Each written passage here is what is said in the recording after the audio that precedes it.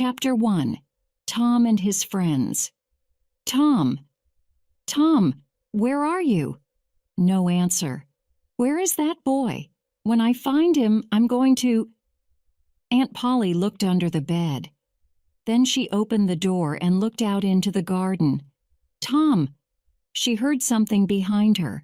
A little boy ran past, but Aunt Polly put out her hand and stopped him. Ah, there you are. And what's that in your pocket? Nothing, Aunt Polly. Nothing. It's an apple. I can see it. Now listen, Tom.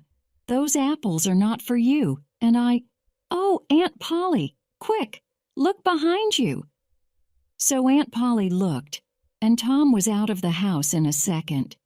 She laughed quietly. I never learned. I love that Tom, my dead sister's child, but he is not an easy boy for an old lady. Well, it's Saturday tomorrow and there's no school, but it isn't going to be a holiday for Tom. Oh no, he's going to work tomorrow. Saturday was a beautiful day. It was summer and the sun was hot, and there were flowers in all the gardens. It was a day for everyone to be happy. Tom came out of his house with a brush and a big pot of white paint in his hand. He looked at the fence. It was 3 meters high and 30 meters long. He put his brush in the paint and painted some of the fence. He did it again. Then he stopped and looked at the fence, put down his brush, and sat down. There were hours of work in front of him, and he was the unhappiest boy in the village. After 10 minutes, Tom had an idea, a wonderful idea. He took up the brush again and started working. He saw his friend Joe Harper in the street, but he didn't look at him. Joe had an apple in his hand. He came up to Tom and looked at the fence. I'm sorry, Tom. Tom said nothing. The paintbrush moved up and down. Working for your aunt, said Joe. I'm going down to the river. I'm sorry you can't come with me. Tom put down his brush. You call this work, he said. Painting a fence, said Joe. Of course it's working. Perhaps it is and perhaps it isn't. But I like it, said Tom. I can go to the river any day. I can't paint a fence very often. Joe watched Tom for about 5 minutes. Tom painted very slowly and carefully. He often stopped, moved back from the fence, and looked at his work with a smile. Joe began to get very interested and said, Tom, can I paint a little? Tom thought for a second. I'm sorry, Joe. You see, my aunt wants me to do it because I'm good at painting. My brother Sid wanted to paint too, but she said no. Oh, please, Tom, just a little. I'm good at painting too. Hey, do you want some of my apple? No, Joe, I can't. Okay, you can have all my apple. Tom gave Joe the brush. He did not smile, but for the first time that day he was a very happy boy. He sat down and ate Joe's apple.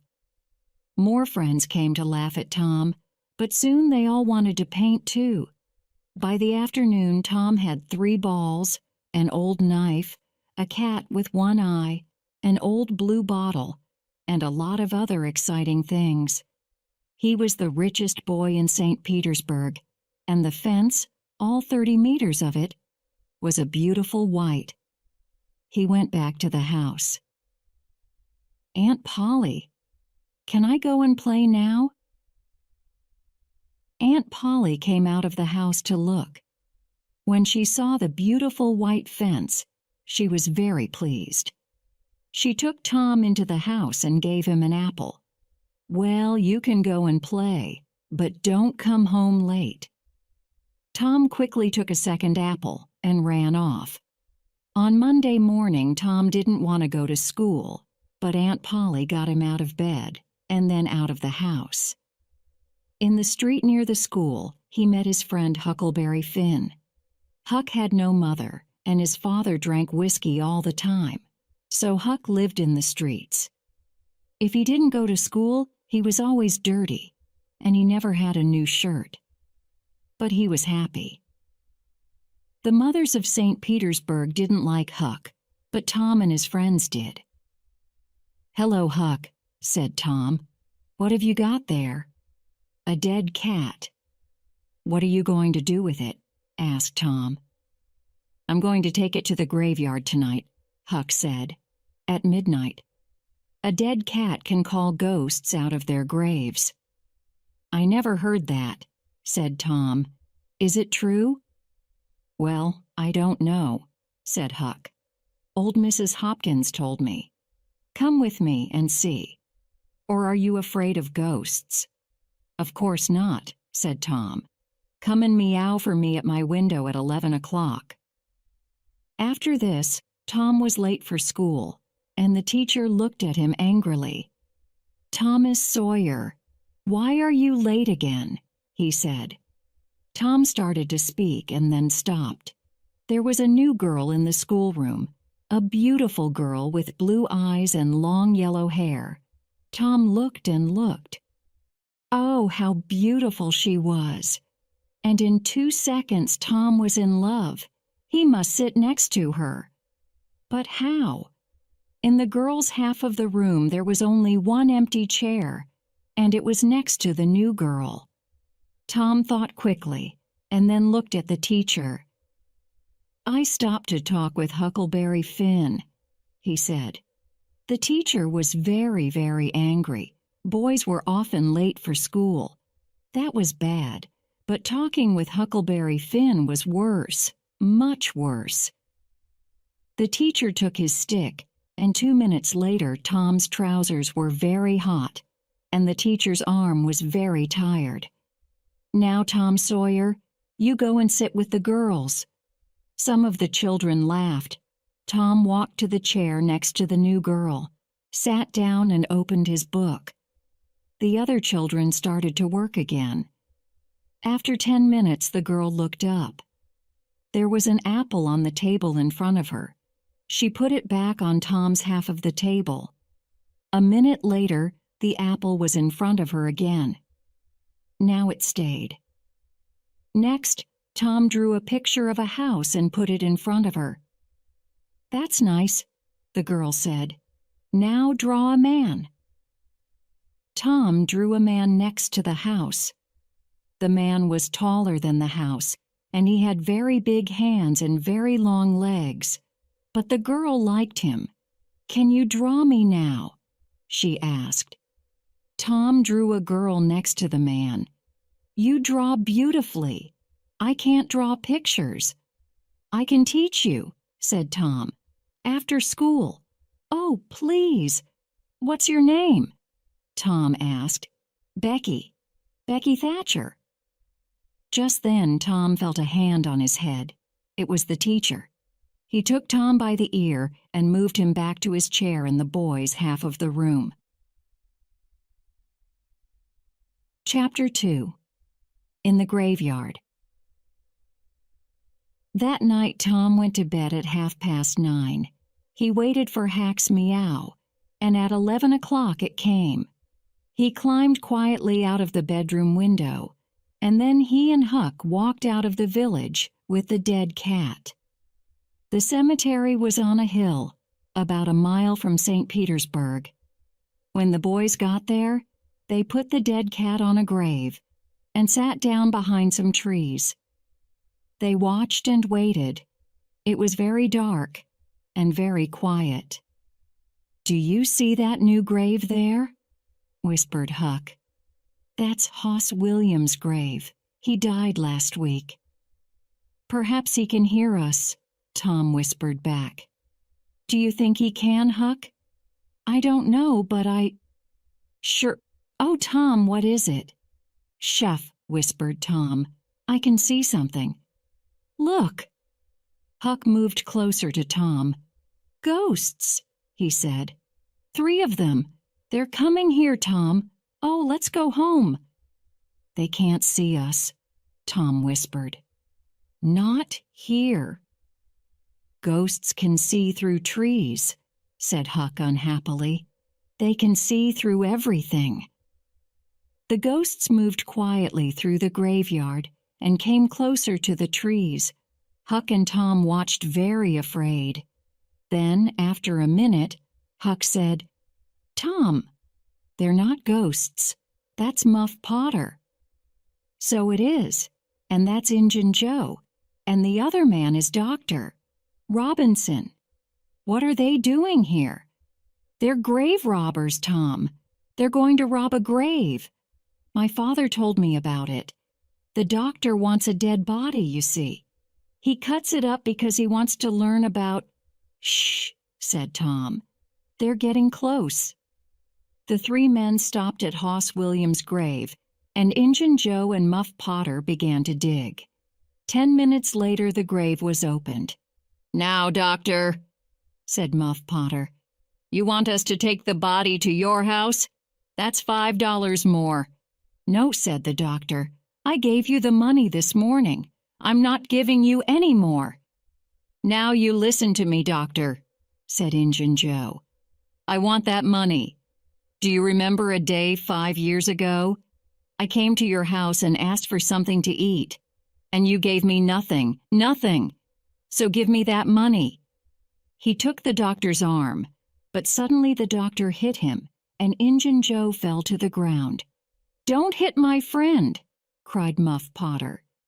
He jumped on the doctor, and the two men started to fight. It all happened very quickly, and the two boys watched with open mouths. Injun Joe got up. He had Muff Potter's knife in his hand now, and he moved behind the doctor. Then the doctor hit Muff Potter on the head. Muff fell to the ground, and at the same moment the knife in Injun Joe's hand went into the doctor's back. The doctor fell to the ground on top of Muff Potter, and he did not move again. The two boys could watch no more. Very quietly, they moved away from the trees and then ran out of the graveyard and back to the village. Injun Joe stood by Hoss Williams' grave and looked down at the two men. Then he put the knife into Muff Potter's hand and sat down.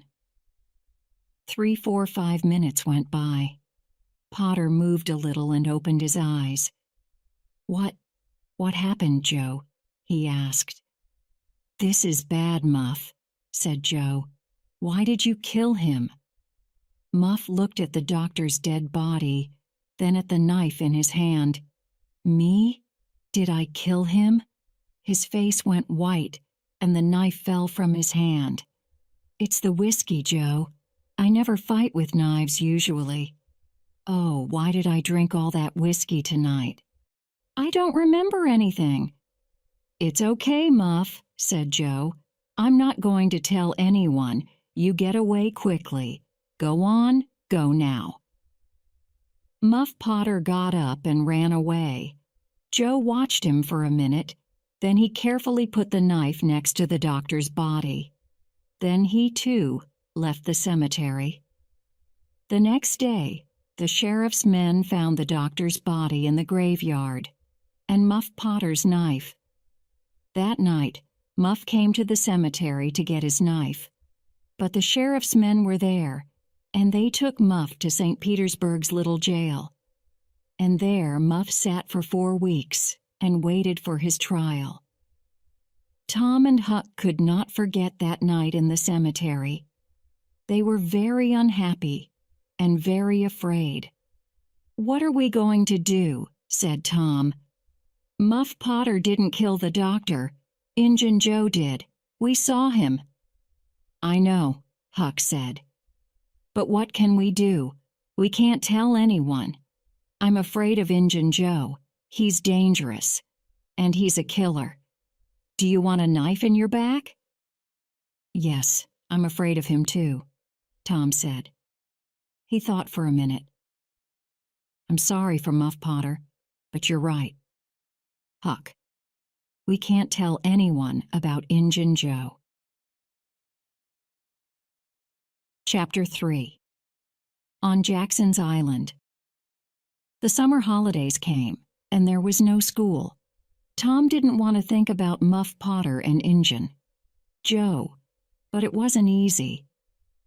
At night, when he was in bed, he saw Injun Joe's face in the dark, and he couldn't sleep. But he couldn't talk to anyone about it. One hot summer's day, he and Joe Harper were down by the Mississippi River. They sat and watched the boats and fished and talked. "Let's get away from here," said Tom suddenly. "Let's go and do something exciting somewhere."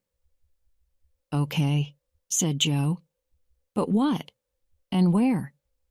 "I know," Tom said. "Let's run away. Let's go and live on Jackson's Island. We can sleep out under the trees." Jackson's Island was in the Mississippi, 3 miles south of St. Petersburg. Nobody lived there. "Let's ask Huck Finn, too," said Tom. "But don't tell your mother or father or anyone. Go home and get some things to eat, and meet me here at midnight." So that night 3 boys in a small boat went down the river to Jackson's Island. They had some bread and some meat, and Huck had his pipe too. When they got there, they carried everything onto the island and made a fire under a big old tree. Then they cooked some of the meat over the fire, and oh, that meat was good, the best dinner in the world. Soon they stopped talking, their eyes closed, and they slept. The next morning, Tom woke up with the sun on his head and a smile on his face. Then Huck and Joe woke up, and the 3 boys ran down to the river to swim. After that, they fished, and soon they had about 6 big fish for their breakfast. They cooked the fish on their fire and ate them all. They were very hungry. "That," said Joe happily, "was a wonderful breakfast." After breakfast, they walked through the island, swam some more, talked, fished, and swam again. They came back to their fire in the afternoon. Suddenly, Tom looked up and said, "Listen, can you hear boats?" They listened, and then ran across the island to look for me down the river. There were 20 or more boats on the water. Every boat in St. Petersburg was out. "What are they doing?" asked Joe. "They're looking for a dead body, I think," said Huck. "They did that last summer when Bill Turner fell in the river and drowned." "Who's dead, do you think?" asked Joe. The boys watched the boats. Suddenly Tom cried, "I know who's dead. It's us. They're looking for us." This was wonderful. Tom looked at his friends. "We're famous," he said. "Everybody in St. Petersburg is talking about us, and they all feel sorry for us." Night came, and the boys went to sleep. But Tom didn't sleep, and when morning came, he wasn't there. "Huck, where's Tom?" cried Joe. I don't know," Huck began, "but look, there he is. Jay, he's swimming across to the island now. Hey, Tom." At breakfast, Tom told his story. "I went home last night," he said, "and listened at the window. Joe, your mother was there too, and she and Aunt Polly cried and tied. I heard some very interesting things. On Sunday, there's going to be a big funeral at the church, for us. And listen, I've got a wonderful idea." Huck and Joe listened and laughed, and yes, it was a wonderful idea.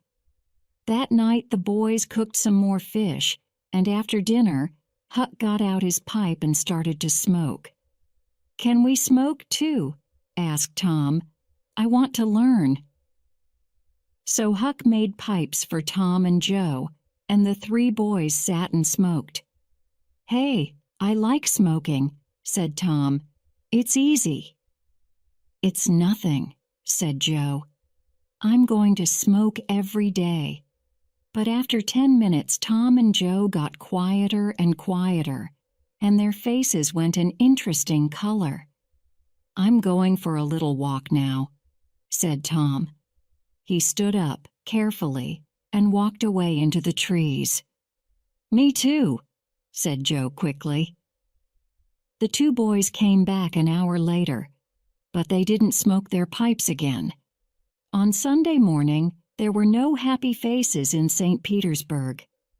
Aunt Polly and Joe's mother and father were in the church, and all the boys' friends.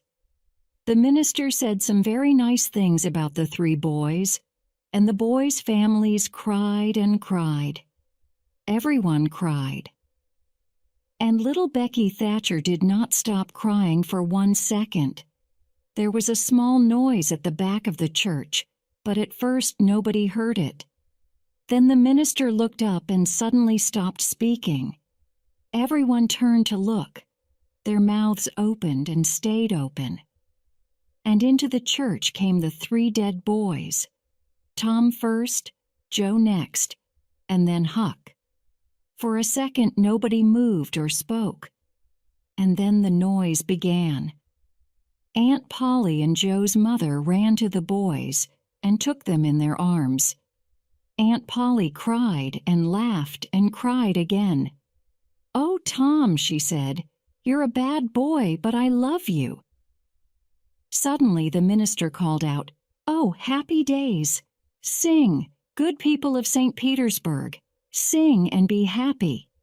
And everybody sang and smiled and laughed for a long time. It was St. Petersburg's happiest funeral. The weeks went by, and the judge came to St. Petersburg. On the day before Muff Potter's trial, Huck and Tom met in the street near Tom's house. Huck was unhappy. "Tom, you didn't tell anyone about, you know?" "No, I didn't. But Huck, what about Muff? People are saying he is the killer, and he's going to die." "But we can't tell anyone about Injun Joe," said Huck. "I don't want to die, too. Do you?" No, Tom didn't want to die, but he couldn't forget Muff Potter's face in the jail, old, tired, and unhappy. And Injun Joe was a free man. It wasn't right. That night Tom came home late and very excited. He could not sleep for 2 or 3 hours. The next morning, all the village was at Muff Potter's trial. Injun Joe was there too. Muff waited, a tired old man with a dirty face. The judge began the trial. Questions, questions, questions. Answers, answers, answers. And the answers were all bad for Muff Potter. "Yes, I found the knife in the graveyard next to Dr. Robinson's body. Yes, that's Muff Potter's knife. He always carries it. Yes, I saw Muff Potter in the village that afternoon. He had the knife with him then." Muff Potter began to look more and more unhappy. Then the judge said, "Call Thomas Sawyer." St. Petersburg sat up. What did young Tom Sawyer know? Everyone looked at him and waited. "Thomas Sawyer, where were you on the 17th of June at the hour of midnight?" "In the graveyard." "Why?" "I went there to see ghosts, with a dead cat." St. Petersburg laughed, and the judge looked angry. "And where were you in the cemetery, Thomas?" "Behind the trees near Hoss Williams' grave." Injun Joe's face suddenly went white. "Now, my boy," said the judge, "tell us your story." And so Tom told his story, and St. Petersburg sat and listened to him with open mouths. And then Muff Potter fell, and Injun Joe jumped with the knife, and crash! Injun Joe jumped through the window and was out and away in a second. St. Petersburg loved Tom for a week, but Tom was not happy. Injun Joe was not in jail, and he was a dangerous man. Tom slept badly for weeks. The slow summer days went by. Injun Joe did not come back to St. Petersburg, and Tom began to forget. Chapter 4. Treasure. There is a time in every boy's life when he wants to go and dig for treasure. and that time came for Tom. So, one hot summer's day, he went to find Huck. Huck liked the idea of treasure. "Where are we going to dig?" he asked. "An old dead tree is best. Who puts the treasure under old trees?" "Robbers," said Tom. "And then they go away, or they forget to come back for the treasure." "There's a dead tree on Cardiff Hill," said Huck. "Let's go there. I've got an old pick and shovel." It was 3 miles to the old tree, and the boys arrived tired and hot. They dug for an hour or two, but they didn't find any treasure. Then they stopped, and Tom looked down at an old house at the foot of the hill. "Hey, look," he said. "Nobody lives in that old house. Let's go there. Old houses are always good for treasure." "Good for ghosts, too," said Huck. They took the pick and shovel with them, went down the hill, and entered the old house. They looked in all the rooms downstairs, and then went upstairs. But there was no treasure and no ghosts. Then they heard a noise. "LSHP," said Tom suddenly. "What's that?" "Ghosts," whispered Huck. There were holes in the floor, and through them the boys could see into the rooms downstairs. "No," Tom whispered. "It's 2 men. One is the old Spaniard. He came to live in the village last week. I don't know the other man." "Shh! Let's listen to them." The 2 men sat down on the floor. The Spaniard had a green hat and long white hair. The other man was small and dark. He took out a bag and started to open it. "It's hot in here," the Spaniard said. He took off his green hat, and then he took off his long white hair. "Tom," Huck whispered upstairs, "that's Injun Jovie. We took $650 when we robbed that house," said the second man. He took some money out of the bag. "We can take $50 with us now. What are we going to do with the 600? "Leave it here," said Injun Joe. "We can come back and get it next week. Here, give me the bag." He walked across the room to the fireplace, moved 2 big stones from the floor, and began to dig with his knife. Upstairs, the 2 boys watched excitedly. Treasure, $600 of wonderful treasure.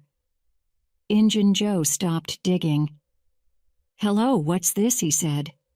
"There's something here. It's an old box." The 2 men got the box out and opened it. "It's money," said Injun Joe's friend. Injun Joe put his hand into the box. "There are thousands of dollars here," he said, and the 2 men looked at the money with happy smiles. "But who—" began Injun Joe's friend. "Don't ask," Injun Joe said. "It's our money now." "We can't take it with us today," said his friend. "What can we do with it? Put it back under the floor?" "Yes," said Injun Joe. Happy faces upstairs. "No, very unhappy faces upstairs." "Let's put it under the cross. Nobody goes there. We can take it there tonight." When night came, the 2 men carried all the money away. The boys did not go after them because they were afraid of Injun Joe. But they wanted very much to find that cross. For a week the 2 boys thought and thought about the treasure. It was under the cross. But where was the cross? In St. Petersburg, the boys watched the Spaniard carefully, but they didn't see a cross, and they didn't find the treasure. Chapter 5. In the Cave. The next Saturday was Becky Thatcher's birthday, and all Becky's friends were very excited. "It's going to be a wonderful day," Becky told Tom. "We're going to have a picnic by the river, and after that, we can visit McDougal's cave." So in the morning, a big boat took Becky, Tom, and all their friends down the river. There were some older children on the boat, too, but all the mothers and fathers stayed at home. Picnics are better without them. And it was a very happy, noisy picnic. After the picnic, the children took out their candles and ran up the hill to the cave. The mouth of the cave was dark, and some of the children were afraid at first. But caves are exciting, so in the end, everybody went in. McDougal's cave was very, very big, with hundreds of tunnels and rooms. The tunnels went up, down, and into the hill for miles. You could walk for days in McDougal's cave. Nobody knew all the cave, but many people knew the tunnels near the door. You could play all day in these tunnels. Tom, of course, knew them well. For an hour the children walked and ran through the cave, up and down the tunnels, in and out of the rooms. In the evening they came out and walked down the hill to the boat, tired but happy. When the boat arrived back in St. Petersburg, it was dark. Huck Finn saw the boat, but he did not know about the picnic. He did not go to birthday picnics, of course, because the mothers of St. Petersburg did not like him. But tonight, Huck was only interested in treasure, Injun Joe's treasure. Injun Joe was in an old building by the river, and Huck waited in the street near the building. Perhaps, he thought, Injun Joe's cross is in there, and the box of money. I must wait and watch. I can tell Tom about it tomorrow. But Injun Joe didn't come out. At midnight it started to rain, and Huck waited all night in the cold street.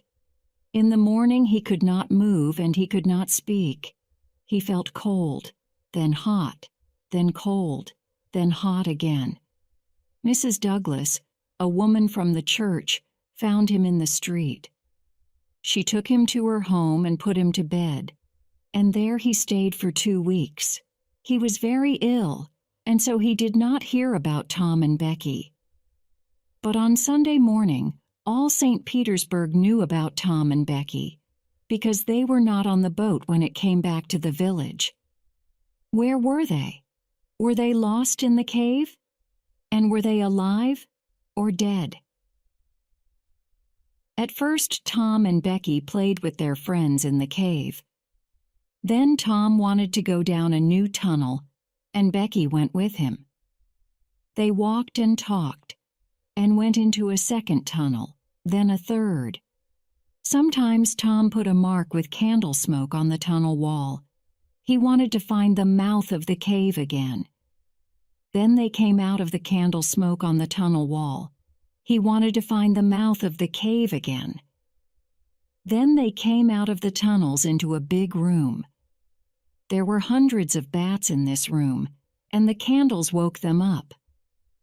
Tom took Becky's hand, and they ran into the nearest tunnel, with the bats behind them. But one bat hit Becky's candle and it went out.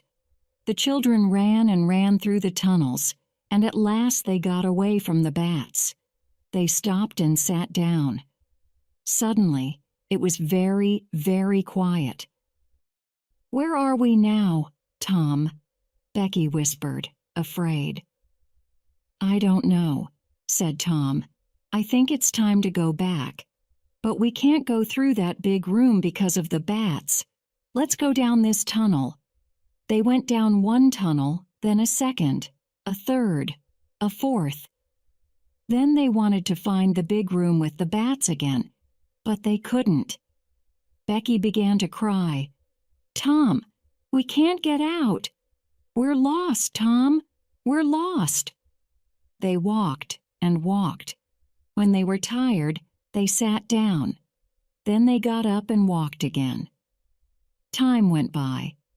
Was it day or night? They didn't know. Then Tom wanted to find water. They had nothing to eat, and they must have something to drink. They found a very small river and sat down next to it. "Becky," said Tom, We must stay here, near this river. This is our last candle, and—" He did not finish, but Becky understood. "Tom?" "Yes, Becky." "Are they going to come and look for us?" "Of course, when the boat gets to St. Petersburg." "But how can they find us, in these hundreds of tunnels? Oh, Tom, Tom, we're going to die in here." Becky started to cry again. Then the candle went out, and the two children were in the dark. They sat for hours and hours. They slept a little, then woke up, then slept again. Was it Sunday now? Or Monday? Suddenly Tom sat up. "Listen, somebody's calling." The two children listened. They heard it again, a little closer. They called back. Then they started to walk down the tunnel in the dark, with their hands on the wall. They stopped and listened again, but now they couldn't hear anything. Slowly, they went back to their river. They slept again, and woke up very, very hungry. "Perhaps it's Tuesday now," Tom thought. "What can I do? I must do something." Then he had an idea. "Becky, listen. I've got a long string in my pocket. I can go down some of the small tunnels and get back to you with the string. You wait here." Slowly and carefully, Tom went down the first tunnel on his hands and knees. Then the tunnel wall on his right finished, and there was nothing. Tom put out his hand to feel the floor, and just then, away to his right, he saw a hand with a candle. At once Tom called out, "Help!" he cried. The hand moved, and Tom saw an arm and a face. It was Injun Joe. Tom was very afraid, but Injun Joe was afraid too, and he quickly ran away down the tunnel. Tom went back to Becky, but he didn't tell her about Injun Joe. Tom waited for an hour, then went into a different tunnel with his string, then a third tunnel. It was Tuesday evening, and St. Petersburg waited. Many of the villagers were in the cave, and they looked for the children day and night. But they heard nothing, saw nothing, and found nothing. Then, late that evening, there was a sudden noise in the streets. People began to run to the Thatcher's house. "They're here! Becky and Tom are here!" Most of the village came to listen to Tom's story. "It was in the 6th tunnel," he told them. "I went to the end of my string and suddenly I could see daylight. There was a small hole in the cave wall. I put my head out, and there was the river right under my nose. I went back and got Becky, and we climbed out through the hole. Then we stopped a boat on the river. We were 5 miles from the mouth of the cave. Tom was very tired after his 3 days in the cave, and he went to bed and stayed there for 2 days. He heard about Huck and went to see him on Sunday, and then every day. But Mrs. Douglas was always in the room. "You can just say hello," she told Tom, "and then you must go. Huck is very ill, and he needs to sleep." So Tom couldn't talk about anything exciting, and he couldn't tell Huck about Injun Joe. One day, about 2 weeks after the picnic, Tom was in Becky's house, and her father came in. "Well, Tom," Mr. Thatcher said, "would you like to go back to the cave again one day?" "I'm not afraid of that cave," said Tom. Mr. Thatcher laughed. "There are a lot of people like you, Tom, but nobody's going into the cave again. There are big doors across the cave mouth now, and nobody can open them." Tom's face went white. "But Mr. Thatcher, Injun Joe's in that cave. An hour later, 50 men were at the cave, and they opened the doors. In June, Joe was on the ground, dead, his face to the door, and his knife in his hand." Chapter 6, Under the Cross. The day after Injun Joe's funeral, Huck was out of bed. He and Tom walked slowly out of the village. They had a good long talk, and Huck heard all about the picnic, the cave, and Injun Joe. "We're never going to find the money now," said Huck. "Huck," said Tom, "the money isn't in St. Petersburg. It's in the cave. I know it is. Why was Injun Joe in the cave? Because he took the box of money there, right?" Huck looked excited. "Say that again, Tom. The money's in the cave, and we can get to it easily. Let's go there now. I've got some candles and a long string. We can take a boat and put it back later." 20 minutes later, the boys were in a boat on the Mississippi. They went 8 miles down the river, and then Tom stopped by some small trees. "Here we are," he said. Tom's hole was just behind the trees. Tom took a candle and climbed in. Huck climbed in after him. "Injun Joe never found this hole," said Tom. "Or he did find it and couldn't get through it. It's very small." The boys went carefully through the tunnels with their strings. Then Tom stopped. "I saw Injun Joe about here," he said. "And look, Huck, there's the cross. There was a big smoke cross on the tunnel wall." The boys looked up and down the tunnel, but there was no box of money. "Injun Joe said under the cross," said Tom.